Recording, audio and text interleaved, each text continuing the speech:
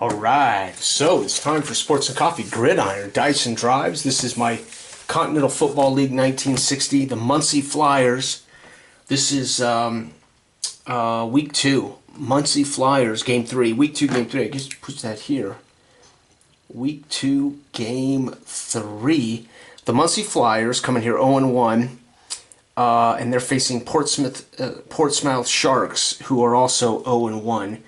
When they match up, offense versus defense and vice versa, they both have defensive edges. So we're looking at another game that's probably going to be 3-0, 6-3, 9-3. Who knows? Don't quite know, but it's all worth it. All right. So Portsmouth has a weather +1 rating here, and we're going to check the weather before this game. 5 + 1 is 6. Commissioner's choice again. Oh, man. I'm going to say rain and mud. We're going to have a punt trouble column, one worse. So it's going to be rain, mud, punt, worse. One shift worse. So just think of it as a shift. Okay, so here we go, folks. We have quarterback Jones starting for Muncie. Wilson is a top running back. Burgess is our top receiver. The defensive line, Captain Kane, linebacker Stone, and DB Williams. The owner of this club is Grant. Tungsten is his GM. Stadium is Municipal Stadium. Their schedule rate is only 34%. On the flip side, the Portsmouth Sharks, they feature Barnes at quarterback, Morris at running back, Crenshaw at wide receiver. Dobbs is their top defensive lineman, Hollis their top backer, James their top DB. Timmons is the owner. He's also the GM. They play at Oliver Coliseum, so we're at Oliver today. Oliver Coliseum. Again, their schedule rate is 50%. Both of them, Muncie scores run touchdowns on 4+, and Portsmouth scores run touchdowns on 4+. So they're both basically 50% of the time they'll score rushing the ball. Coaches here, pretty good. Smith's a +0, Hill's a +0, so we don't have a deficit at head coach. Head coach deficit affects play later. Both of them have +1 OCs, and Muncie has a -1 defensive coordinator. However, Portsmouth has a +1 defensive coordinator. Muncie also has a -1 special teams coordinator, and the special teams coordinator for Portsmouth is 0. Again, those are for off-season checks. Generally, we don't use them during play. They come up when we're doing our off-season stuff. Both teams feature good defenses. They both have good ball security. Portsmouth takes the ball away better. The better field goal and return team is Muncie. We had a great return team over here in Portsmouth, +2. Both teams punt. There's a little bit of a deficit punting here in Portsmouth. Horrible coverage for Muncie and good coverage for Portsmouth. So you want to see minuses is bad. Or not bad. You want to see minuses as defensive, and you want to see pluses as positive to some degree, right? Okay, and again, I read red first as offense in our margins, and blue is my fast die. So let's do our kickoff. First, let's find out who. Muncie calls the toss odd. They win the toss, and they are going to take the ball. Muncie wants to get out and get going here. Let's see what they do on their kick. Oh, wait. Kick return, by the way, is optional to start the game. You can do it, but it's optional. You should not start the game with the kickoff. So we're going to start with +0. I'll not do the kickoff for this time. And I get why that is, because if a team suffers an injury on the very first roll of the game, that kind of, I see why he wants Dell. Kind of this concept is the punting game was more important than the kicking game. And I mean kickoffs and kick returns versus punts. Punting was huge. I mean, like I said, teams punted the ball a lot. And even today, they punt a heck of a lot more than they kick off, obviously. Yeah, a good team might have a good NFL team and a brilliant season might only punt the ball 61 times. However, that means they probably scored 50 touchdowns. So a team that punts the ball, let's say 100 times in a season, may have only scored 30 or 40 touchdowns if they're lucky, right? So punting is just it's the more important special teams play. And of course, obviously, anytime you're kicking for points, field goals, extra points, that's important. But I don't think most fans, certainly casual fans, certainly corporate fans, certainly fantasy football players, they have zero respect for punts. They don't understand punting and the value of punting because it doesn't help them win fantasy football pools, right? But punting is one of those plays that you're going to do.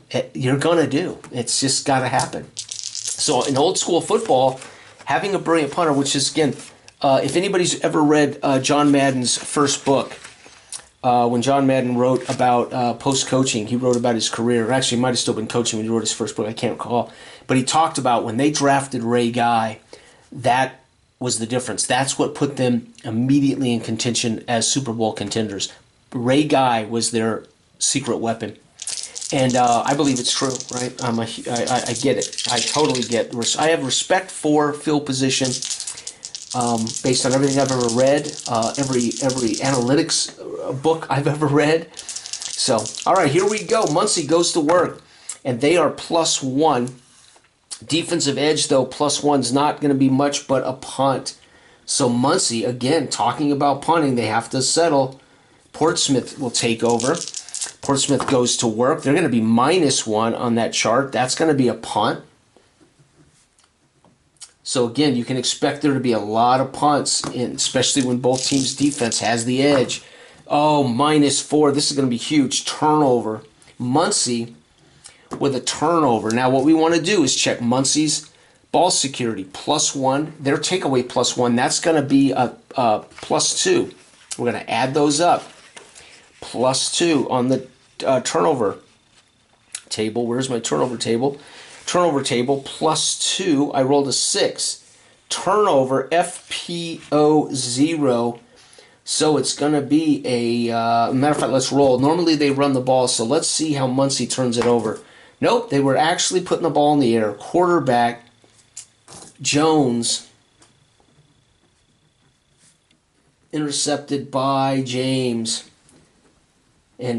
But it's a FPO is 0, so Portsmouth gets the takeaway, but it does not help position them. They don't get the takeaway occurs in a situation that doesn't help them in a short field. But maybe they'll get some out of this. -2 is a punt for Portsmouth. So the hometown team struggling here at home in this mud and rain. Muncie +0. Final drive of the first quarter in this brilliant game. +2 is going to be no man's land. 1. That's going to be a punt. We already know that. Folks, 0-0 first quarter. And don't say I didn't warn you. Portsmouth. Wow. Here we go. Portsmouth with a +0 field position. And they're going to get +5. Red zone. Oh, it's not an automatic score. What the shite?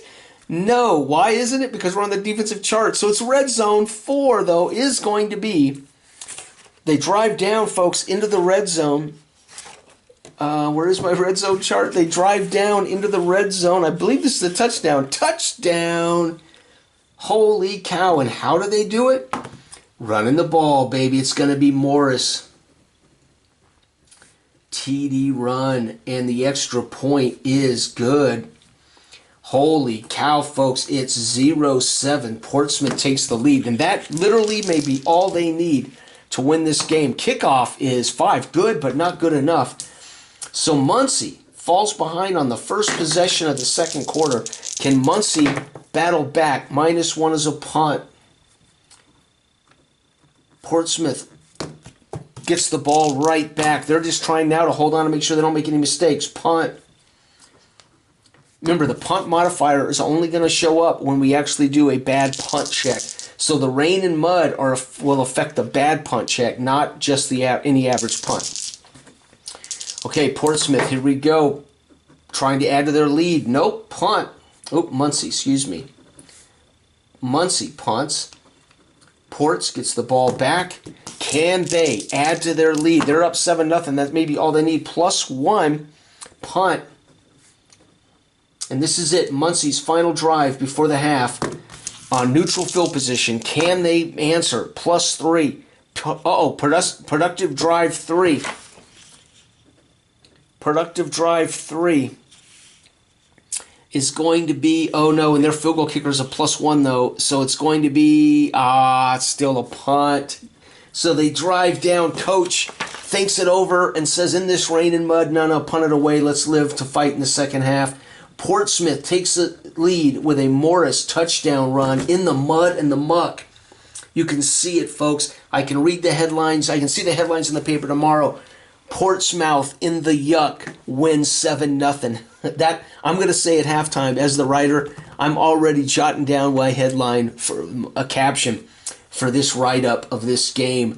In the yuck, Portsmouth, hometown Portsmouth wins 7-0. All right, Portsmouth will get the kickoff. And let's roll to see what they get. And they're, really good kickoff, but it doesn't get them the bonus they really need.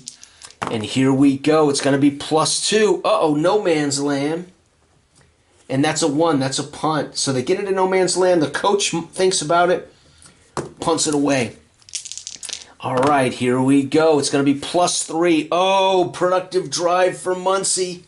And it's a 4 with a +1 field kicker.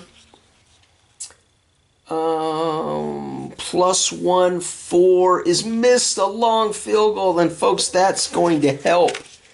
They missed a long field goal. Where is that chart? Missed a long field goal. Opponent gets a bonus. So missing the long field goal hurts them more as Portsmouth gets a +1 field position bonus. So Portsmouth gets to add to this. This is when you want to turn it up. And the defense plays. Remember, this is how well the offense is executing. This is how well the defense is executing. And so you can see that as a Muncie defensive gut check. We've given up a bad punt in the rain. We have got to hold, not a bad punt. We've given up a good punt return. We've taken a long field goal, which has given them a short field. You got to go out there and tighten down the reins. +1 is a punt right back. Muncie coaches thrilled that they were able to avoid disaster on that poor long field goal attempt. And it's going to be a punt for Muncie. My God, folks, Portsmouth +0. What will they do? It's going to be 6's punt. And that quarter is over. My God, we had a long field goal missed by Muncie. And again, I'm glancing over at my hand-scribbled notes in the margins of what I want to be the headline of this caption for the sports pages tomorrow in Portsmouth. The Portsmouth Telegraph. Portsmouth in the yuck wins 7-0. Let's see if that holds true. Muncie. Here we go. Muncie goes to work. Oh, my God. When the offense does poorly, the defense does poorly. When the offense executes, the defense steps up. We are in an absolute Muncie. This would be a quagmire. Every roll has been basically even. We are seeing quagmire football in a quagmire of weather. Portsmouth already, but Portsmouth has the luck of a long drive that put them in the end zone. Again, quagmire, 4-4. They negate each other. Punt. Muncie +0. Something's got to give. Can Muncie match? No, -1. Punt. Portsmouth coming to the end of the game. They're trying not to make a mistake. This is the kind of situation where if I gave players the choice, I would say in the 1920s, in the final drives of the game, instead of rolling these dice, I would just elect to punt. I would literally say we're going to go ahead and punt, get it out of our territory. I wouldn't roll. But we roll the dice to see if the coach does punt. I can narratively say this was a first down punt. Right? Quagmire, 3-3. I have literally rolled. I don't know. I haven't written it down. But if I was writing down the game, we're seeing a whole lot of matchups that are completely even between the offense's execution, defense's execution. All right, this is it, folks. Muncie's last chance. They have to drive down and get a touchdown to tie this game. Can quarterback Jones, Wilson, and halfback Wilson get the job done? No, +1's going to be a punt. They're hoping that Portsmouth will make a mistake on the final drive, which they could. Will the coach just punt it away, being smart? -1. Yes, he does. So he'll punt it away on the final moments, guaranteeing a win. And folks, my halftime headline of this write-up will stand. Your hometown Portsmouth wins 7-0 in the yuck, right? course, the yuck probably will be changed to poor weather. Poor weather helps your Sharks win 7-0 over Muncie. 0-7. Muncie's 0-2. Portsmouth is 1-1. Let's look back on this season. I literally should have made this the 1927s. I don't know why. I expected a higher scoring, so I went ahead and made 60s. It's turned out to be, well, here's why. I decided to make it a 60s league to compete with the AFL and the NFL in the 1960s. And I wanted that hard winner variant. So I knew that these teams, this is like their year to do something because they all have no money in the bank. So depending on how this goes, there could be like half the league fold up, which would probably fold up my whole league, right? So the bottom line is I wanted this to be kind of a 60s what-if scenario. Here's the funny thing. All of the teams I rolled up were defensive.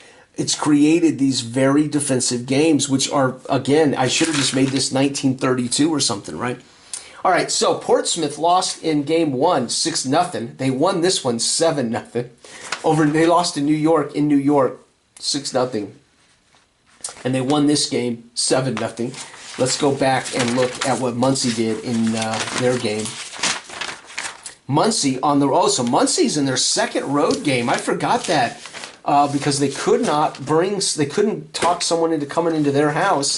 They've been on the road twice, and Muncie lost to Cont. That's right. This was the game. This was one of the best games I've ever had. It was one of the most heroic games I've ever had in a tabletop football game. Canton gets hurt. They immediately drive against bad field position and score a touchdown. Later in the game, they get hurt again and they're depleted, and they drive down and get a second touchdown. Truly gut check for Canton. And Canton beat Muncie 21-13 in that game. This was an even edge game, and we've had defensive edge games. At some point, my only offensive team will meet a defense with a 0, and we'll have an offensive edge. But we haven't seen an offensive edge game yet in this league, and you're not going to see a lot of them. So, matter of fact, where are my weeks here? Okay, that was Muncie 0 in the mud, Portsmouth 7. So that ends week 2. Week 3, we'll have Columbus, which, remember, I made non-league teams. So Canton is going to finally host a home game against a non-league team in Columbus. So this will be an Ohio game, Canton versus Columbus. So you have to see these other pro teams as belonging to another league, or they're not affiliated with this loose association of the Continental Football League. These would just be other professional teams that play each other and travel around. They might, and they're trying, of course, they're trying to just make money as professional teams, right? There was not yet this real organization. And again, much of what I'm doing would look like the 1920s, 30s pro football, but I've just couched it in the 1960s. But you can see how the narrative of this game gives you that early football feeling. So you'll notice I have all of the non-league teams made in their offense and defense. Chicago is one of the rare +1/+1, so they're going to be, anytime they show up on somebody's schedule, Chicago's there to kick your ass. Detroit's a great offense. Milwaukee's a great defense. Sacramento's a good offense. Columbus is the worst team, 0-0. So Canton's going to host a 0-0 team, and that should give Canton a chance to get a victory. And more importantly, it's all about making money. So back in the day, you didn't have a television contract that bailed out bad teams. So for those who don't understand the economy of professional football, every year each team in the league gets about $500 million paycheck from the television contracts. It's probably more now. And so there's no incentive for bad owners to be better at their job because they're selling tickets, they're selling merchandise, they're sharing revenue, and they all get a fat profit check from the big TV contracts. So if you're the Raiders or the Arizona Cardinals or you're the New York Jets, you're these teams that there's just nothing to incentivize them because they're going to get paid. They're getting paid whether their team's good or bad, and this is what's wrong with that situation. It's good for pro football in that it ain't going anywhere, but it's bad in my opinion, as far as incentivizing competition. And that's just the facts. So anyway, so Canton is looking to just stay alive, right? Remember I said I'm using the heavy financial winner variant, meaning these teams have no money in reserves. They spent all their money to launch this league. And so it's going to be fascinating to see how many teams what teams' conditions are like at the end of this season. All right. Savannah is also a non-league team. They are a +1 offense. They're going to Allentown, so Allentown is probably going to see an even in that one. That's a non-league game, meaning it's going to count in their standings. It's going to count toward their monies, but it is not going to count in the league if it's about who wins this league. And remember, I don't have a playoff and a championship. So whatever team is voted by the rest of the owners as the champion will be the champion. There will be no playoff. There will be no championship game. So you're playing to earn money, and you're playing for then the bragging rights that we're the best team in the league, which might end in a championship game if we have two teams that deserve the championship title. That would mean let's play off and find out who the real champ is. Okay, so we're going to have a completely different environment of football. You don't have to, but this is designed to create an environment that's less typical, traditional, and standard. Right? You really have to think about football when it was mercenary. You got to think about football when it was just trying to survive as a business. These were owners who were often players and coaches. They had to get sponsors just to buy jerseys. I mean, it was very much like minor league sport, right? It was like park and rec sport. We got to go to the local pizza joint and get Bob to give us a $400 check so I can go buy jerseys. Right? When I played flag football, I had a team. I was the guy that signed our team up for park and rec football, 8-man football, and I also was the guy who paid for our jerseys. So my first business was our sponsorship. So my business bought our jerseys for our flag football team every year. But normally you would go to a bar or something like a bowling club, and you'd get that local bowling alley or bar to sponsor your bowling team, whatever. Well, this is professional because they're getting paid. But anyway, long story short, the depth we could have gone into for history to really, really outline the history and the depth and those things, and we could have mechanized it.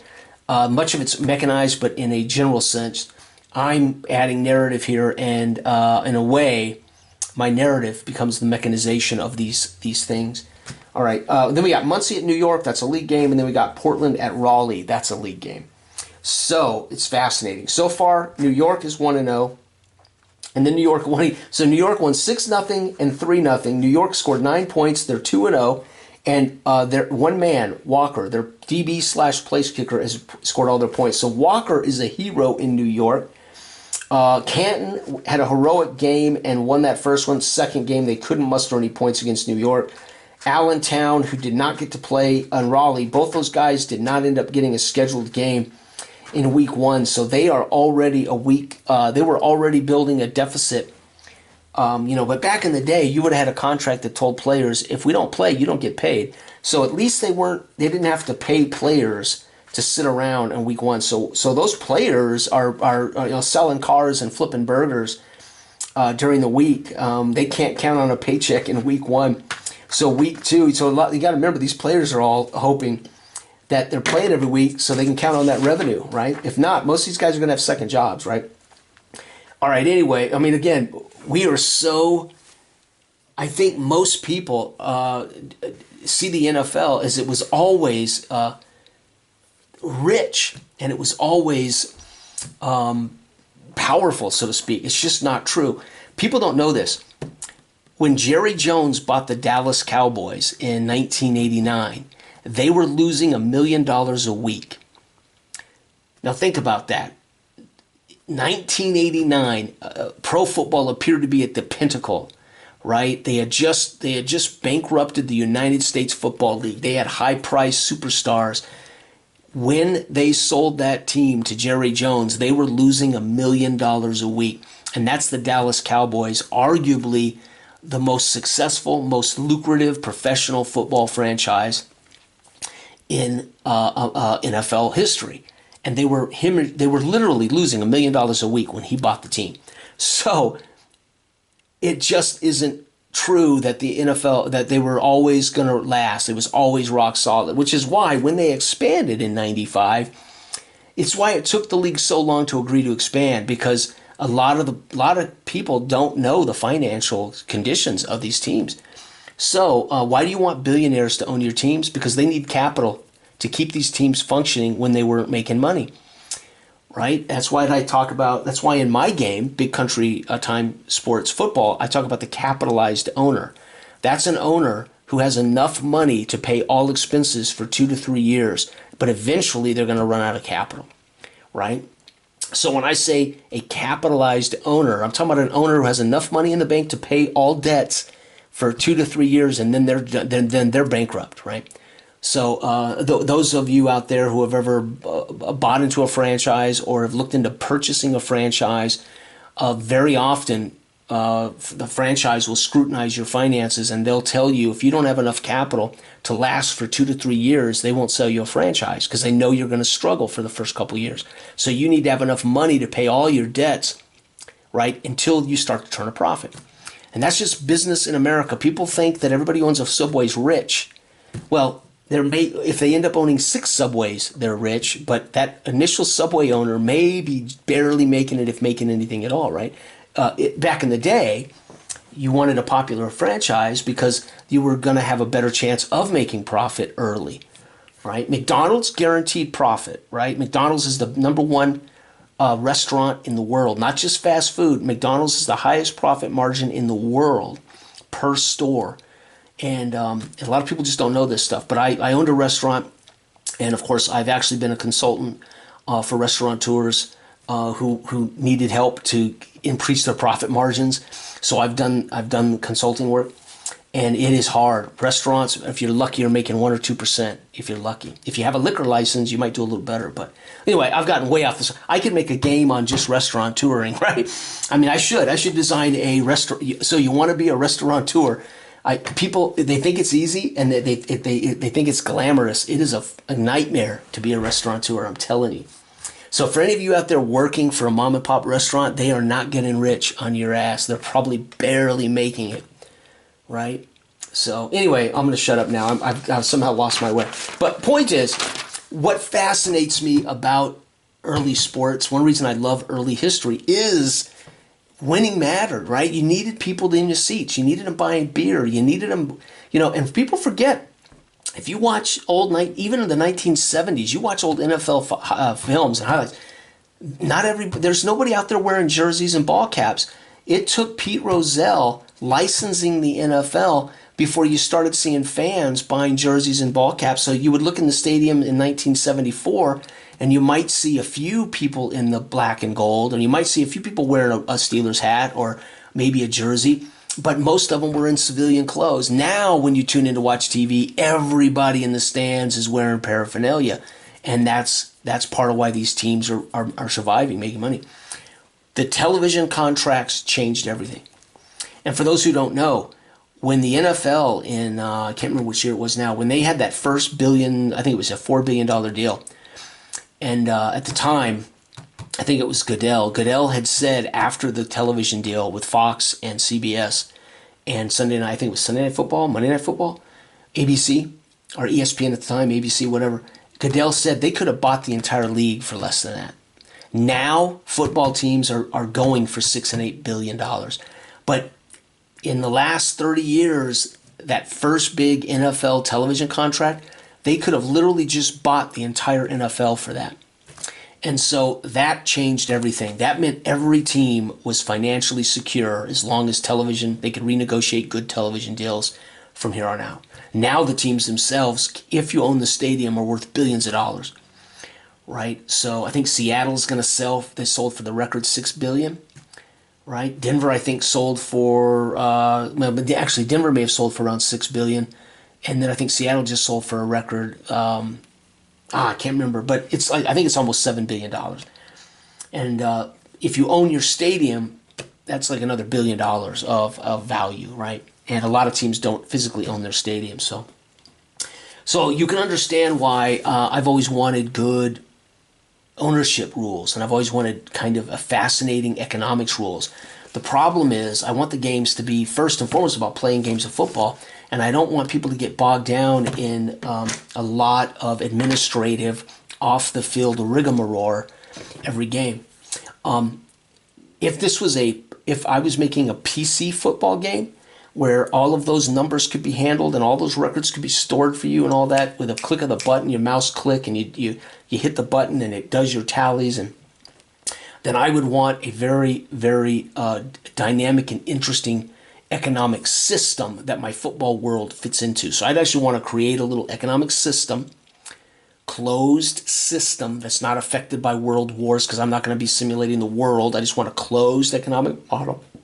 And then I would put my little football leagues in that economic bubble, right? So for those who are listening, if you're thinking about designing a tabletop game that has a real interesting economic model, think about create the economic model first, a closed system, and then you have to fit how do these teams survive, how do they make money.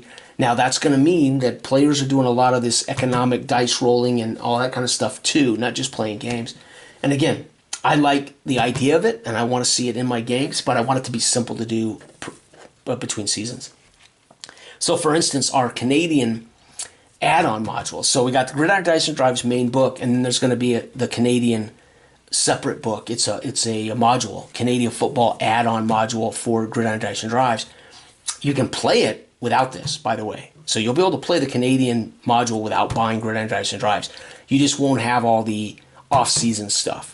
Right? So the Canadian game is going to share the same economic off-season team creation system as this. But if you just want to play the Canadian game, you can. You don't need this book, right? But if you want to then make your own teams, or you want to go from season to season to season, you'll use this model. Although the Canadian economy would have been different, it wasn't a lot different in the era we're making. So our Canadian game, we're setting it in a particular. Our game is set up to a exact time in which the Canadian game became something, and then you can. So it's going to be assumed that that's kind of the situation when you start becoming commissioner of the CFL, right? Okay, so you're going to be in a way the chairperson for the entire CFL, and you can. But you're not going to create teams or add expansions or do the off season. If you want to do that, you got to have this book. And then we have a third module coming out for college ball. So there's going to be Gridiron Dice and Drives, there's going to be the Canadian module, and then there's the collegiate module for college ball. So if you don't like this game, too damn bad, because there's going to be a whole lot of this on my table, and there's going to be a lot of this from Candlelight Games in the future. Personally, this is our best football game. Fast play football game, bar none.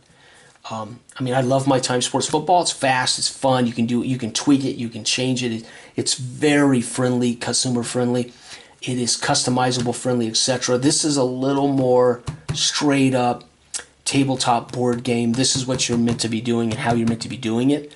My games are like, hey, here's this skeleton. Man, you can do all kinds of stuff. So I'm always showing you, hey, I made a deck of cards. Hey, I added a D6 formula for full play. But this is really a standalone, full bore, intentional experience, So anyway, I love it.